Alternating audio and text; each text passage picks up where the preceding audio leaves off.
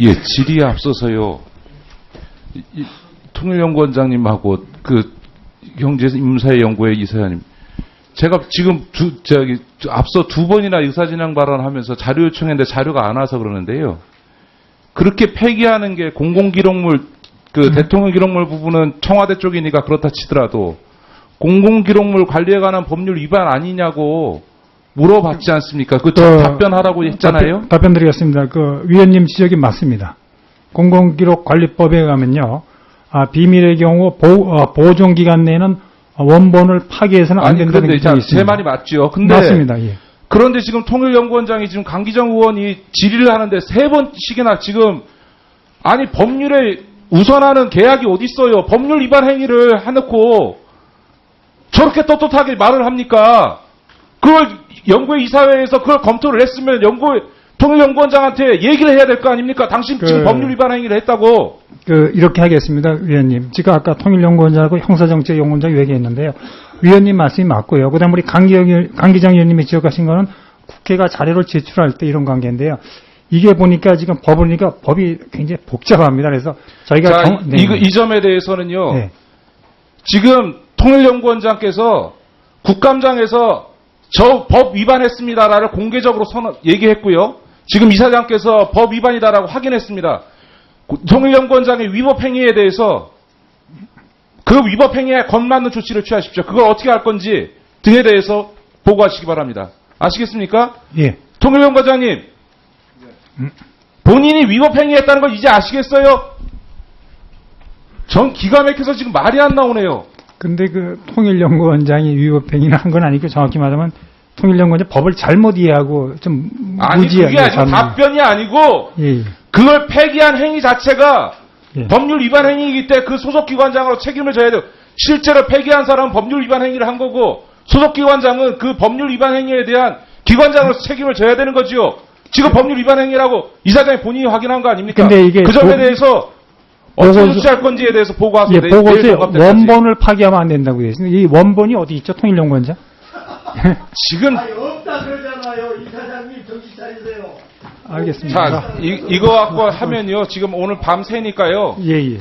내일 종합국감 때까지 폐기된 서류 무엇이고 확인하시고 그거에 따라서 지금 이사장님께서 얘기하셨던 것처럼 법률검토상 위법행위니까 그 위법한 공공기록물 관리에 관한 법률을 위반한 통일연구원에 대해서 그 담당자와 기관장에서 무슨 조치를 할 건지 내일까지 보고하십시오. 아시겠습니까?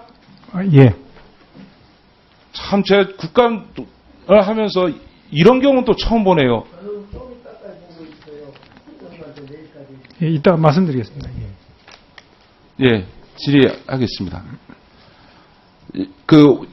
잠깐만. 예, 연구회 이사장님 갖다 하겠습니다. 잠깐 띄워주세요. 경제인문사회연구회 산하기관들은 연구가 주목적이기 때문에 제가 연구와 관련된 부분에 대해서 한 가지 질의드리겠습니다.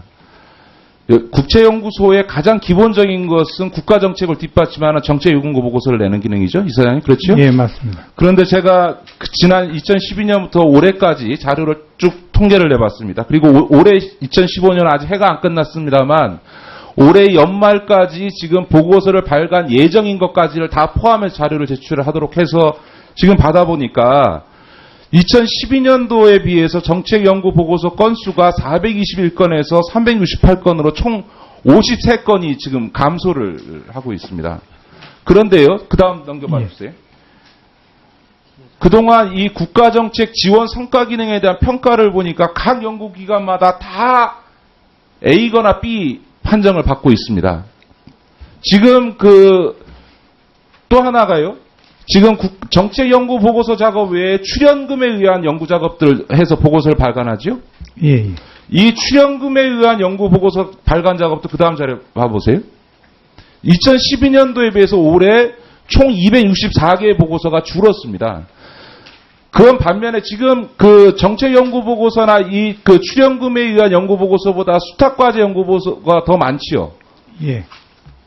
제가 보니까 한 1000건에 대해서 1600건 정도로 수탁 연구과제가 많습니다. 이게 소위 돈벌이를 위한 수탁 연구과제 건수에 비해서 지금 정책 연구 보고서와 출연금 연구 보고서가 적은데 더더군다나 이게 매년 감소해서 2012년에 비해서는 더 줄었습니다. 국책연구기관을 왜 만들어요? 국가 정책을 뒷받침하는 기관으로 둔 거 아닙니까? 예. 이걸 가장 기본으로 하고 그걸 잘하는 조건 위에서 부가적으로 수탁과제를 하는 거지요.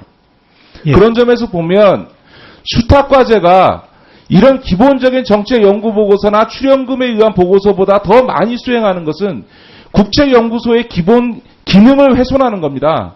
맞습니다. 예. 그 조정해 주시겠습니까? 앞으로 연구과제를 설정할 때 그 수탁과제가 그것을 초과하지 않도록 그렇게 조정하는 방향으로 조정을 해 주시기 그런데 바랍니다. 의원님, 이건 왜 이런 현상이 벌어지면 정부가 출연금을 자꾸 줄입니다.